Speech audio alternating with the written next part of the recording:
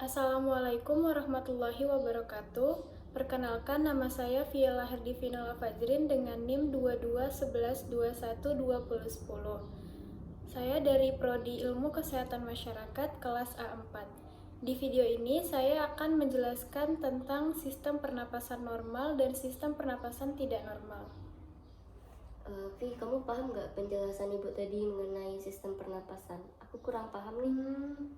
Aku coba jelasin dari sistem pernapasan normal ya. Oke, boleh tuh. Jadi gini, sistem pernapasan manusia itu bisa dibilang normal kalau misalnya dia itu bernapas sebanyak 12-20 kali dalam 1 menit. Terus untuk proses dari sistem pernapasan normal itu waktu kita bernapas, diafragma dan otot-otot di antara tulang rusuk akan berkontraksi dan meluaskan rongga dada sehingga dia mengembang dan bisa terisi udara. Terus waktu kita menarik nafas, itu kan udara masuk lewat hidung. Nah, di situ akan terjadi penyaringan partikel kecil oleh rambut hidung, lalu akan menuju ke trakea, lalu setelah melewati trakea akan melewati saluran pernapasan yang disebut dengan bronkus dan bronkiolus. Sampai akhirnya akan berujunglah di alveolus. Waktu udara sampai di alveolus, di situ terjadi pertukaran antara oksigen dan karbon dioksida pada pembuluh darah kecil yang bernama kapiler. Waktu oksigen masuk ke dalam kapiler, itu dia akan menumpang sel darah merah menuju ke jantung untuk disebarkan ke seluruh tubuh. Di saat yang bersamaan, itu karbon dioksida dari kapiler akan menuju ke rongga paru. Baru itu terakhir, saat pertukaran oksigen dan karbon dioksida tadi itu selesai, maka otot diafragma dan tulang rusuk itu akan kembali rileks dan rongga dada akan kembali seperti semula. Terus juga udara yang mengandung karbon dioksida tadi itu dia bakal terdorong tuh dari alveolus terus ke bronkiolus, terus ke bronkus, ke trakea, dan sampai akhirnya keluar lagi lah melalui hidung itu. Kayak gitu sih sistem pernapasan normal. Oh, begitu ya sistem pernapasan normal. Aku mau nanya nih, coba jelasin salah satu contoh penyakit pada sistem pernapasan tidak normal. Salah satu contohnya itu ada TBC atau tuberkulosis. Nah, TBC ini adalah penyakit menular yang dia itu disebabkan oleh infeksi bakteri. Nah, bakterinya itu Mycobacterium tuberculosis.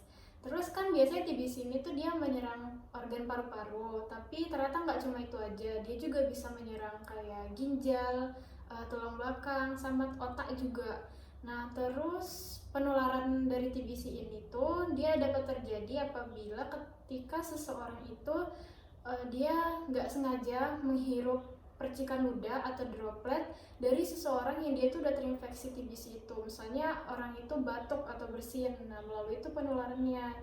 Terus juga makanya sih risiko penularan TBC itu tinggi banget kalau misalnya kita sering sama orang itu kayak tinggal bareng atau main bareng, pokoknya sama orang itu terus kan lebih tinggi risikonya kan. Terus juga bakteri ini tuh bakal lebih mudah untuk menginfeksi orang tersebut apabila dia tuh dalam kondisi yang lemah gitu. Biasanya gejala orang yang terkena penyakit TBC itu gimana? Gejalanya itu dia gejala batuk yang lebih dari 3 minggu, terus juga disertai dahak sama darah. Terus juga selain itu dia akan mengalami gejala demam atau menggigil, terus juga berat badannya turun, nafsu makannya tuh hilang, baru dia juga cepat kelelahan dan dia sering berkeringat di malam hari. Oh, begitu. Terus gimana cara pengobatan untuk penderita penyakit TBC ini? Pengobatannya itu dengan mengonsumsi obat yang sudah dianjurkan dari dokter. Nah, setahu aku jenis obatnya itu namanya ada rifampicin sama etambutol.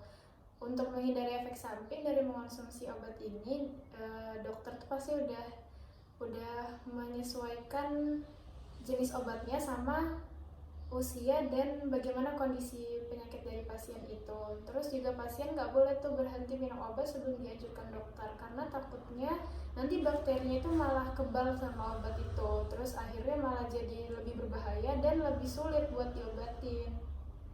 Oh gitu, sekarang aku paham deh apa itu penyakit TBC. Ternyata bahaya banget ya penyakit TBC ini.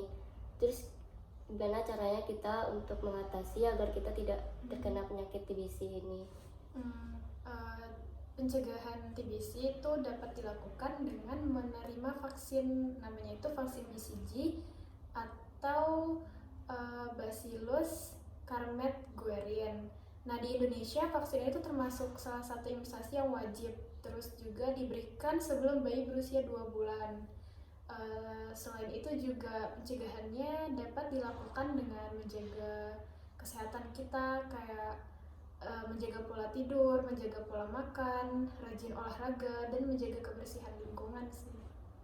Oh gitu, aku paham nih apa itu sistem pernapasan normal dan sistem pernapasan yang tidak normal. Makasih ya. Iya, sama-sama. Sekian video dari saya. Terima kasih. Wassalamualaikum warahmatullahi wabarakatuh.